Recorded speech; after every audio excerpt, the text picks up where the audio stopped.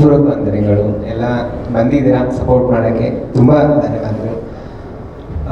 Sir ನನಗೆ ಅವಕಾಶ ಕೊಟ್ಟಿದ್ದಾರೆ, ಅದು ಒಂದು ಪ್ರೌಡ್ ಮೂಮೆಂಟ್ ಅಂತಲೇ ಹೇಳ್ಬೋದು. ಲೈಕ್ ಎಷ್ಟೊಂದು ಜನರ ಕನಸಾಗಿರುತ್ತೆ ಅವರ ಡೈರೆಕ್ಷನ್ಲಿ ಆ್ಯಕ್ಟ್ ಮಾಡಬೇಕು ಅನ್ನೋದು.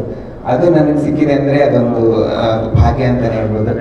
Thank you so much sir. Thank you. So ನಿಮ್ಮ ಪಾತ್ರದ ಪರಿಚಯ ಮಾಡಿಕೊಡಿ.